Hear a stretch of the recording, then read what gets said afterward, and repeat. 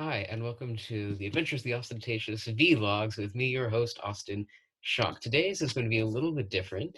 Today's blog post was all about a little apology I gave in terms of some feedback I gave. I stand by the feedback, but not necessarily the delivery of it. And I thought that I would take this time to go through and show how I do my own editing and give my own feedback. This was actually supposed to go with the video a couple of Fridays ago, but just not ever quite got around to posting it, and I'm going to use something else instead. I'm also going to say right now, this video has a very firm PG-13 rating. This is something I wrote last night, and whereas what I'm writing at the moment in my free time is definitely for kids, this is definitely not for the little ones. It gets a little uh, interesting, as I'm sure you'll see, and I don't want to cross any lines. These over here are comments from things going on up above and my actual things that I'm working on, but let's go. So I'm just going to go through and start this. Mirror, mirror, she crooned on the wall, who's the fairest of them all? Ah, she crooned, good verb, but what's the scenery? Who is she? Where is she? What's going on around her? By what metric? The mirror asked back. Ooh, I don't need to say that word. The mirror asked. I can just cut. Then we have this. She screamed, took a step back. Okay, when did she put?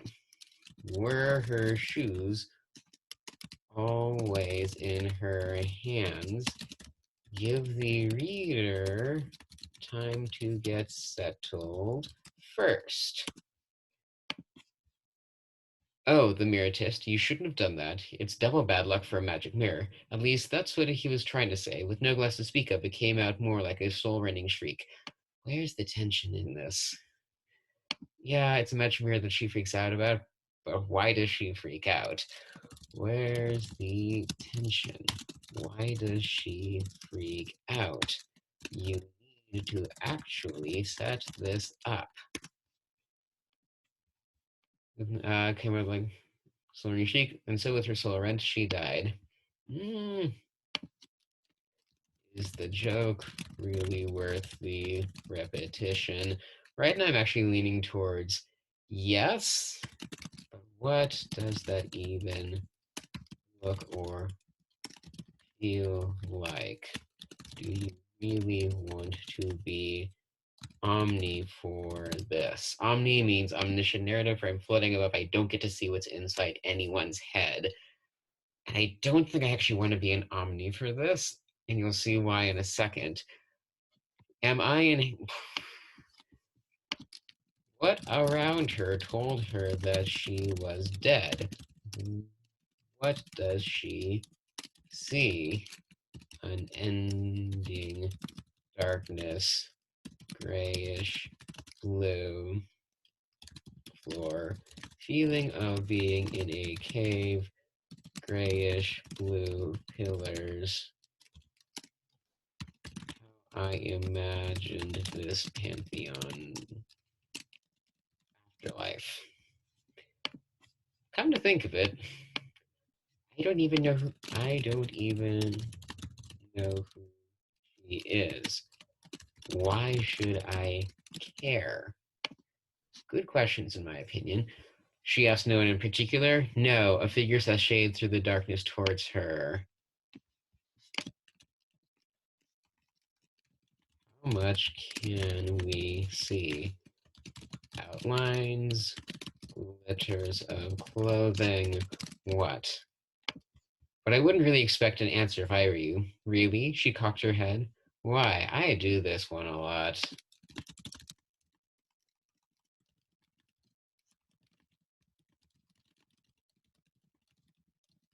What else could I do to show interest? Personal pet peeve of I'm realizing there are just some phrases I use to show emotions and I just default back to those, mostly because character is the last thing I actually add into my stories, which is kind of funny because I have the names, just no personalities, because the figure stopped before her, reaching up. How does she see this if it's dark? Come to think of it, adding a comment up here, I need to establish the darkness up here. This thing needs to be stretched out and actually thought through.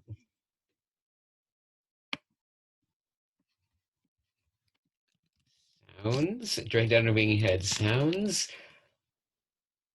Is there a struggle?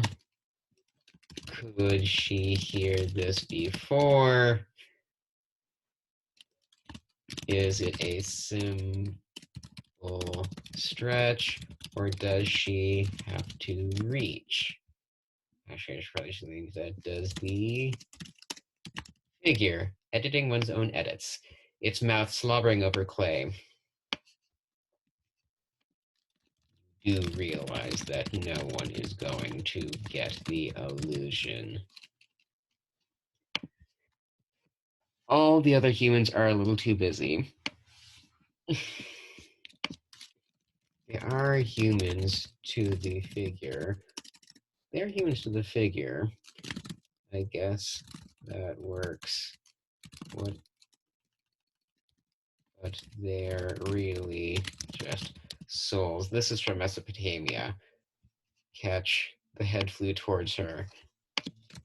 This is in her POV.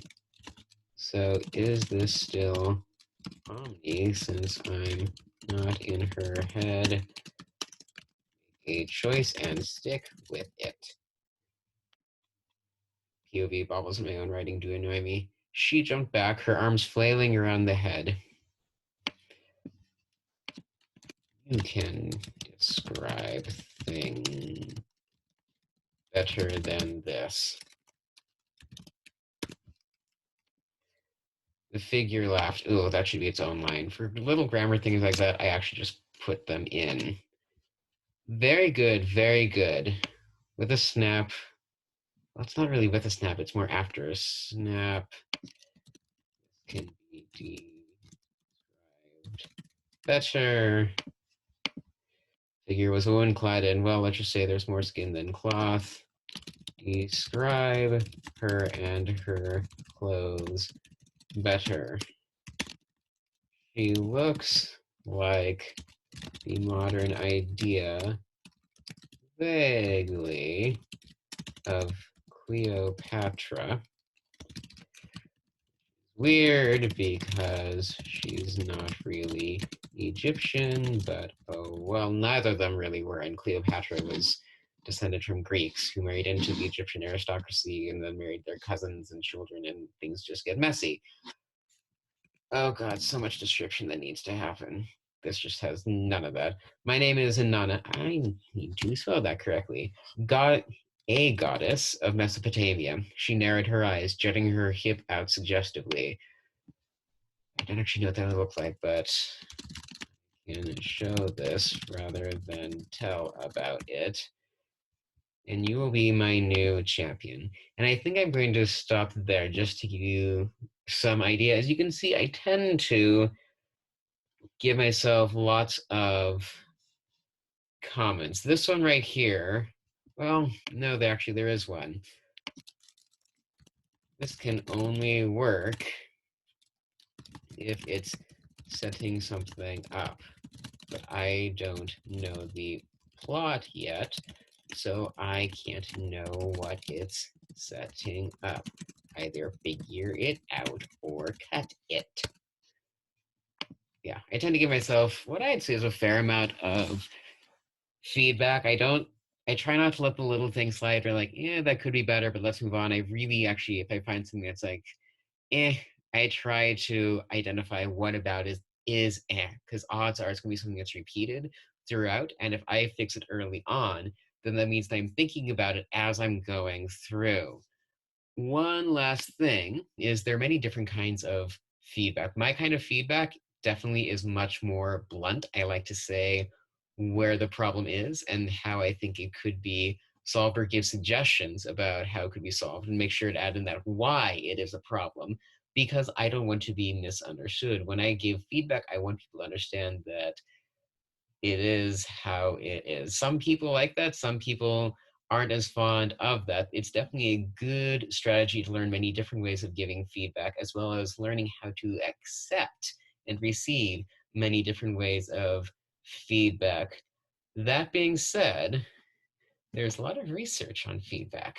And if there's a method you really like, I would actually recommend doing your research and figuring out what people have to say about it. Because there's some methods, particularly the sandwich method, I'm just going to throw that in there right now, that a lot of people seem to like, but that the research doesn't support being effective. So make sure that what you like about the feedback is that it actually works, not that it just makes you feel better when you receive it.